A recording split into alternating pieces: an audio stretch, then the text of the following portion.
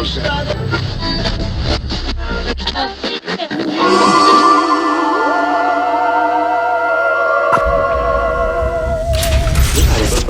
It's almost the red hour. Your daddy can put them up, can't he? What about that? Are you of the body? The body is one.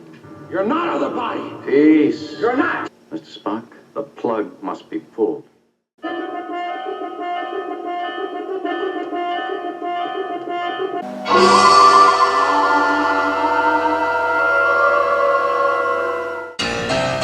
Howdy folks, and welcome to the Spaghetti Theater for the Spaghetti Theater Review. Crispin number 3 will be joining me today. Say hello, Crispin. That means I love you, amongst many other things. This time I'm going to review another episode of Star Trek, the original series. And it's going to be a Season 1 classic this time. It's The Return of the Archons, folks. One I've been wanting to do for a while. Where Kirk and the gang go up against an entire planet being completely controlled by the artificial intelligence of its former leader, a dude named Landru. I am Landru. And if you can't be absorbed into his collective culture of mindlessly happy idiots, you're killed. It's the will of Landru. So here it is. It's The Return of the Archons, which starts off on the planet's surface of Beta 3.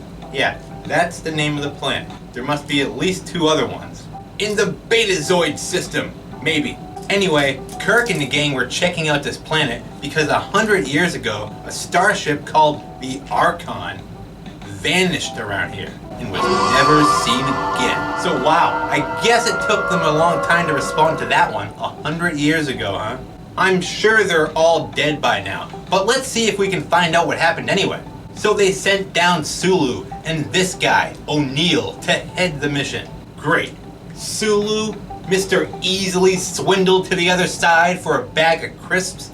Get it? Crisps. Because right off the bat, the locals capture them and Sulu is zapped in the face with this hollow tube and swindled to the other side. That's all it took, as his orgasmic smile suggests as he's beamed back to the Enterprise without O'Neill. He ran off in fear of being swindled to the other side via a hollow tube. So cut to the transporter room, where a now completely turned over to the Beta 3 nation, Sulu arrives. All pissed that you're not a part of the body like he is. You're not of the body. These are the clothes they wear, not these. Oh, shut up, Sulu, you spiritually awoken snob. Landru. Awoken to the ways of Landru, that is. Landru. Whoever that is, you're a nut, Sulu. But I love you. Just like in This Side of Paradise. Get his ass to sickbay and cut to the opening credits. It's the Enterprise again, folks, with Captain Kirk and his band of misfits, like Uhura and the Great Desal. Well, I'll bet you credits to Navy beans we can put a dent in it. Fucking Navy beans. And their 5-year mission to break the Prime Directive as often as possible. And this episode is no exception, folks. But as long as Kirk has a good excuse, it's okay. Star Trek, everyone! The original. So back to that Beta 3 planet, where Kirk, Spock, McCoy, and these 2 randos beam down to see what the hell's going on down there on the streets of Mayberry after the bombing. Oh, Andy! This episode also marks the very first time that Spock is forced to cover his ears so they can blend in with the locals. And it's this head covering that they went with. Yeah, you look great, Spock. Mother Teresa would be jealous. So as they explore Beta 3, they see that all of its residents act just like the new Sulu does. Way too happy for no good reason. Like this creepy friggin' weirdo. Come for the festival, eh ya? Run, guys! I do not like the vibe he's giving off. Got a place to sleep it off yet? Only he's just trying to be friendly and helpful, as he offers this lady's daddy's services to them. Your daddy can put them up, can't he? For room and board while you're here on Beta 3. You're from the valley? And he says it all weird like too. Your daddy can put them up, can't he? Your daddy can put him up, can't he? Of course my daddy can. Just go tell him his little princess sent you. Only you better hurry, guys, because as he warns them, it's almost... But you'll have to hurry. It's almost the red hour. Almost the red hour. Uh-oh, what's the red hour? Well, folks, Kirk and the gang, I'll tell you. Because boy, did you show up on Beta 3 on just the right day. It's their yearly event known as Festival, and it starts at 6 p.m. and goes for 12 straight hours. And it's a lot like the movie series The Purge. For the next 12 hours, everyone in town is free to do whatever the hell they want. To let loose and go wild. And that means anything, like in The Purge. Particularly acts of violence, rape, and other wild behaviors. And what do you know? It's the red hour right now. So time for Festival, folks. Let's go shoot up Ethan Hawke's house. So Kirk and the gang run for their lives. Totally unprepared for this shit. And if you watch carefully, this brick here seems to bounce off the head of the guy behind Spock. But he ignores it and keeps on running anyway, like it's nothing. So they take refuge in this bed and breakfast. The one run by that chick's daddy. Your daddy can put them up, can't he? This guy. Character actor Harry Towns, everyone. I've seen this guy in a bunch of shit. He was that old man Incredible Hulk in the Incredible Hulk TV series. And a bunch of other shit, yes I know. Not gonna list it all off. I could go on forever with Harry Towns. Then there's his buddy, this guy. You are strangers from the valley. Hey, he was in the last episode of Star Trek I reviewed. He's the one who said the episode's long-ass title. For the world is hollow, and I have touched the sky. Way to go, buddy. Way to go. You deserve an award for that shit. But not that stupid wig you were wearing. Then there's this old guy. Bitter old dick who's a huge Will of Landru kiss-ass. Well, have they no lawgivers in the valley? The valley has different ways. You say that Landru is not everywhere? And hates Kirk and the gang immediately for not taking part in the festival. Harry Towns and this guy try to calm down this devoted douche of a follower, only it's no good. The lawgivers should know. Surely, Hakem, they already know. Are they not infallible? He accuses him of mocking the oh-so-great lawgivers. You mock them. You mock the lawgivers. And then just bails the hell out of there to go rat on everyone, no doubt. To Landru, king shit. So with him gone, Harry Towns gladly lets him spend the night. What about that? Only is hesitant on discussing Landru and this crazy-ass festival of theirs. So good night. Kirk then checks out the nice view they have of this festival in all its glory. And with that, they all crash for the night, so they can come up with a plan of action in the morning. So cut to 6 a.m. as the festival finally wraps up. Right on time, too. As if it were programmed into the people's heads to return to normal at exactly 6 a.m. Back to being mindless, wandering joy. Yeah, back at it. Got a place to sleep it off yet? Even Harry Towns' daughter returns home, traumatized by what she was apparently forced to participate in. That's when Harry Towns asked Kirk and the gang if they're Archons. Are you Archons? Only no time for that right now because that bitter old kiss-ass guy comes busting back in with these two official lawgivers to deal with that scorning of the festival and mocking of Landru's shit. He is the one. He mocked the lawgivers. I heard. They even kill that old guy for wanting to think for himself. Just like in the other episode he was in. He has the worst luck. The lawgivers then order Kirk and the gang to come with them so they can be absorbed into the body. You will be absorbed. AKA the Will of Landru. The good is all. Become one of us by force. Landru is gentle. We're gonna put a chip in your head that takes away your ability to question things and be creative and free. Wow, Star Trek, it's like you knew the evils of AI all along. Only Kirk refuses straight out, of course. We're not going anywhere. Which, since they're not used to disobedience, just try again with a new approach. It is clear that you simply did not understand. You are ordered to accompany us to the absorption chambers. And of course, Kirk stands his ground. You tell Landru. But we'll come in our own time. So they have to draw it out in picture form, I guess. No, just kidding. He even takes one of their weapons away and gives it to Spock for analysis. They did use it to kill a guy, so it must be pretty sophisticated. What is it, Spock? It's merely a hollow tube, Captain. No mechanism. Oh, well then. A hollow death tube, I guess. Now truly mind-boggled, the lawgivers go into communing mode. They're communing. For answers of what to do with these people. Which gives Kirk, Harry Townsend and the gang time to escape down the mindless streets of war-torn Mayberry. Oh, Andy. Where everyone is back to their normal, overly fake, happy selves. Even this creepzoid. Morning, friend. Ugh, get away from me! Only it's too late anyway. Landru summons the body through telepathy and sets everyone to kill Kirk in the gang mode as they all pick up a weapon and go after them. Using a stun setting on their phasers, they're able to escape from them. Through this alley, the same alley from City on the Edge of Forever. Hey, and the same abandoned bedboard is still there too. Neat. That's when they notice that one of the guys that they stunned is O'Neill. Lieutenant O'Neill. Yeah, O'Neill. Remember O'Neill, folks? No? He was the dipshit who was with Sulu when he got turned. And yeah, apparently he got turned too.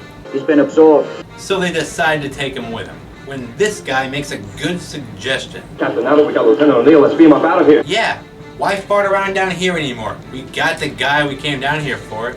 We still don't know what's happened to the Archons. Oh, fuck the Archons. That was 100 years ago, Kirk. It can wait.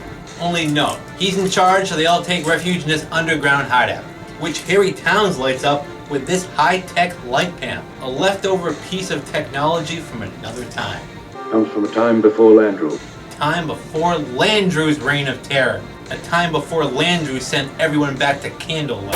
That's when Harry Towns finally talks about the Archons, and how when they came here 100 years ago, they were all freed from the will of Landru. So he either had them absorbed into the Landru system, or killed for not conforming. Opposing the will of Landru, many were killed. Many more were absorbed. Then there's Harry Towns himself, who is also a rare case of people on this planet who resist the will of Landru. Those like you and me who resist Landru. Like his now dead buddy was. How are you organized? In threes. They also worked with a third guy who is yet to be named. Who? I don't know. Tamar was my contact. A mystery man, folks, so keep an eye out. Harry Towns also urges them to look out for their buddy O'Neill, since now he's a part of the body and loyal to Landru. He must not regain consciousness. He'll destroy us all. He's of the body. Give him a shot. Harry Towns is even kind enough to inform them of the whereabouts of the USS Archon that they came looking for. Landru had pulled them down from the skies. Apparently Landru has the technology to lock starships into a tractor beam, and then pull their ass out of orbit and right into the planet, and then crash, obviously.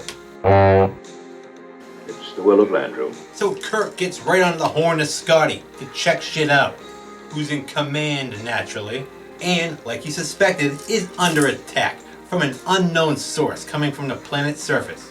We're going down, Captain. Beam that's now gonna pull the Enterprise out of orbit, and right into Beta 3. And with all that now out in the open, Landru finally makes an appearance. Only Spock verifies pretty quick that it's just a holographic projection of Landru. I am Landru. Projection, Captain. Unreal. Which, yeah, it clearly is. Only Kirk tries to reason with it anyway. You mean you no harm. Ours is a mission of peace and goodwill. Which is a waste of time since he can't actually hear him. He doesn't hear you, Captain. Landru explains to them that they're all going to be absorbed into this wonderful system of planetary peace that he's created. You will be absorbed. You will find contentment. Fulfillment. Which sounds good on paper, Landru, but in reality, looks like shit. Like the Red Hour, for example. That's when a loud hypersonic wave comes out of nowhere and knocks everybody in the room out. Kirk holds out the longest, of course, making them all now prisoners of Landru. So cut to later, when they all wake up in this dungeon. Kirk wakes up first, of course, and discovers that McCoy is missing. He was gone when I woke up. Kirk and Spock discuss their dilemma a bit and come to the conclusion that the lawgiver's reaction to things are similar to that of a computer. Was remarkably similar to the reaction of a computer. Are you suggesting the lawgiver's a mere computer? So that's interesting. But no time to ponder it more because Dr. McCoy is back. Hello, friend. And is now a part of the body and one with Landru. Are you not of the body? Oh no! Sulu I get, but you too, Dr. McCoy? Just like in Cat's Paw. So oh well, McCoy's gone, and now it's Kirk's turn to go become one with the body. Spock then asks McCoy what they will do to him. He goes to joy, peace, tranquility. He goes to meet Landru. Yep, Dr. McCoy's in heaven now, folks. Just like in this side of paradise. So cut to the absorption chamber, where this bald guy comes in for his shift change, just in time to be the one who makes Captain Kirk one with Landru. So then they go and get Spock for his turn. He even passes Kirk on the way to see that, yup. Joy to you, friend. Peace and contentment will fill you. Now even Captain Kirk himself is a full-fledged member of the body. I guess that absorption chamber really works, just as good as the agony booth.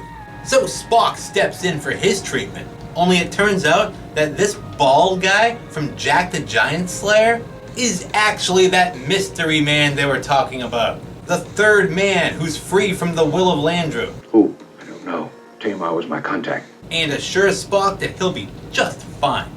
Have no fear, friend. The effect is harmless. I am the third man in Rager's triad. He couldn't help Dr. McCoy and the other guy. Beware of them. What about the captain? He is unharmed. But Kirk's actually just fine. He's faking that shit. Which is what you have to do now, Spock, so act like you're one with the body. It is done. So he does. Well, tries to anyway. Joy be with you.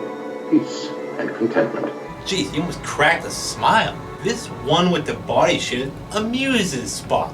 So Spock gets back to the cell with Kirk, who's totally fine, like we said. Spock then has a theory to discuss, just as Dr. McCoy starts to get a little suspicious of him. You speak in strange whispers. This is not the way of Landru. So Spock's theory is that since the real Landru is obviously dead, This is a soulless society, Captain. It has no spirit, no spark. There is no Landru, Captain. Not in the human sense. whatever is controlling the will of the people on this planet must be mechanical, which gives Kirk an idea, of course. The plug must be pulled. The plug must be pulled, Mr. Spock, and then plugged back in, and it'll be fine again, right?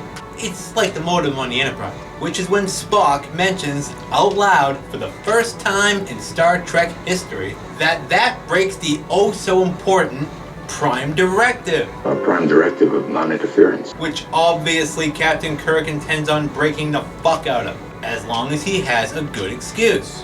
That refers to a living, growing culture. Do you think this one is? That works, I guess. That whole Red Hour thing is a bit questionable, and no creativity. Mindless drones all the time. That's when Harry Towns and that third man come in to rearm Kirk and the gang, and help them get the hell out of there. Only now they have to deal with Dr. McCoy because he's finally realized that they're not actually one with the body. You're not of the body. And very anti-Landru. And instantly tries to turn them all into the lawgivers. Lawgivers! Traitor! Forcing Kirk to knock his ass out. Murderers! Assassins! Murderers! Assassins! I love it when McCoy goes crazy. Kirk and Spock then jump the first two guards who come running in. Spock then punches out, not Vulcan neck pinches, this guy, and steal their lawgiver robes. Harry Towns then informs them that Landru can be found in a room in this very complex. In the Hall of Audiences. Called the Hall of Audiences. Ooh, which Kirk demands to be taken to. You're gonna take us there. Only now that this thing has gotten a bit heated, Harry Towns and the third man start to get a little cold feet. Turn into a bunch of big puss bags. Just like fucking that. We have destroyed ourselves. And fear the will of Landru now. Even though the Enterprise is about to be pulled right out of orbit. The orbit's still decaying. That's when Harry Towns explains the whole tale of the great Landru. There was war, convulsions, the world was destroying itself. And how 6,000 years ago, Beta 3, their planet, was in a state of war. So a new leader arose, LANDRU, who took his people back to a simpler time. And now Harry Towns is regretting going against the will of LANDRU and begs for his forgiveness. No, I was wrong. I submit. I bear myself to the will of LANDRU. Making him useless now, so it's all up to you, third man. It's up to you. Who actually agrees to take them to the Hall of Audiences to face whatever is left of LANDRU. Head in a jar, maybe? That's what I'm hoping for. So we're there. This is the Hall of Audiences. And the third man lets them into the main speaking room. Oh! With bowing power. Once in there, Kirk calls out LANDRU in the name of the Archons. LANDRU, clear the Archon! So LANDRU appears again as a projection on the wall, who tells these invaders that they now need to be killed for this shit. Obliteration is necessary. You must die. For the good of the body, of course. For the good of the body, all who saw you, all who know of your presence here, must be excised. Everybody that remembers you will be killed. Wow, LANDRU, that's a bit nuts. So knowing it's pointless to plead with this projection of LANDRU, Kirk fires a phaser shot at it along with Spock, which blows a hole through the wall to reveal the truth. The old man in the cave is just a computer. And so is LANDRU, apparently. He's just a computer, folks. Like they suspected, actually. So LANDRU is just a soulless machine. I am LANDRU. Who tries to defend itself now by neutralizing their weapons. So Kirk actually argues with this thing. You are a machine. Who claims to be LANDRU. I am LANDRU. I am he. Only Kirk claims it's just a heartless machine, incapable of love. You are a machine. A question has been put to you, answer. As it states its mission for the good of the body. The good of the body is the prime directive. Which is when Spock realizes that's the key, folks. Good of the body, Captain. That's the key. The good of the body. Its mission. The key for Captain Kirk to do something that he does better than anyone else. Talking a crazy computer into destroying itself. This is the first, however, of like 4 or 5 times that Captain Kirk does this throughout the course of the series. And it works, too. He convinces the LANDRU 5000 that he's destroying the body. You are harmful to the body. What have you done to do justice to the full potential of every individual of the body? By taking away its ability to have freedom and creative thought. Without freedom of choice, there is no creativity. Without creativity, there is no life. The body dies. Are you aiding the body or are you destroying it? You AI piece of shit. So incapable of computing this, the LANDRU 5000 overloads and dies for good. And it's oddly kind of sad, too. Help me, help me, help me, help me, help me. Aww. LANDRU 5000? We had to do it, buddy. We're nuts. The Red Hour. That's when all the lawgivers come running in. Lost now without LANDRU's guidance. LANDRU, guide us. Sounds like everybody I've ever met. LANDRU. Guide us, LANDRU, guide us. Guys, that's pathetic. So see, third man, your precious LANDRU is a 6,000-year-old machine. Kirk even then dumps on their robes and tells them to get a real job. You can get rid of those robes. If I were you, I'd start looking for another job. Thanks, buddy. Not really our fault, dickhead. We are like the 6,000th generation here. Well, Marvelon, you're on your own now. I hope you're up to it. Take care, third guy. This mess is yours now. We did what we came here to do. Wreck everything and leave. Kirk out. He then checks in with Scotty, who informs him that the Enterprise is just fine now. That LANDRU's dead. The heat rays have gone, Captain. And guess what that also means? Sulu's back to normal too. Believing you. His love for LANDRU is a thing of the past. And he's loyal to the Enterprise again. Until the next offer, that is. So Kirk and the gang leave Beta 3 for good. And yeah, of course they did leave a team behind. They didn't just leave it all in the hands of third guy, alright? We have destroyed ourselves. They left a little group to help them start anew. Sociologist Lindstrom is remaining behind with a party of experts who will help restore the planet's culture. They're not total dicks. If you're gonna wreck a culture, you better stick around for a while and help clean up the mess. without the will of Landru guiding your lives in every move, like some kind of Archon. Snap, Spock then comments on the Landru 5000, on how it was an imperfect but credible system. He actually compliments it. A computer capable of directing the lives of millions of human beings. So Kirk compliments Spock himself on being a credible system. You'd make a splendid computer, Mr. Spock. Yeah, we get it, Kirk. You hate the idea of paradise. You love to struggle all the time. Just lucky, I guess. Either way, I'm sure Beta 3 will be just fine. Isn't that where Deanna Troi was from? She was a Betazoid, right? Maybe? I don't know. Whatever. The end, folks. That was the Return of the Archons. Which leads me into my final thoughts on this classic. I do love this episode, and the idea of a supercomputer controlling the consciousness of an entire planet. Sounds familiar. Landru the Archon. The actor who played Landru also appeared in another episode of the original Star Trek, one I reviewed actually, Wolf in the Fold. He was the prefect. Also, we did get to see Spock in that poncho, and we got to see Kirk in that lawgiver robe. He looks kind of funny in that thing. This episode also reminded me of For the World is Hollow and I Have Touched the Sky. Similar in a lot of ways. An ancient computer that ran a whole planet. Only that computer was way too much of a douchebag to talk into killing itself. It is blasphemy. You are forbidden. The punishment is death. It's the whole man behind the curtain thing again. But in the end, I guess all that was truly lost was the Red Hour.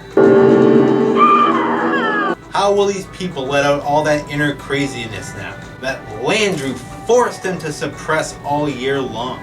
Oh well, time to get some hobbies, people of Beta 3. You can get rid of those robes. If I were you, I'd start looking for another job. This episode reminded me a lot of modern day AI, and how, as Kirk and the gang point out, was taking away the body's ability to pursue creative thought freely, so they wouldn't question things and just blindly follow the will of Landru. He trapped his own people in a false sense of reality and used the Red Hour as a way to force everyone to release any built-up tension in the worst way. So it was a bit evil, and I do agree with Kirk and Spock about breaking the Prime Directive and talking that thing to death. You know, Shatner is still alive right now. Would he be willing to talk modern day AI to death? And with that, I'll end my look at this Harry Towns masterpiece, The Return of the Archons. A big thanks again to all of my subscribers and leavers of comments. I still love getting them. Adios for now, folks, and I'll see you at the theater. Crispin, you barely said a word. I just said Mima say hoo-ha. That was good enough. Yep, Mima say hoo-ha just covers everything. Want to say it one more time? Mima say hoo-ha. Mima say hoo-ha, folks. Let's get the hell out of here.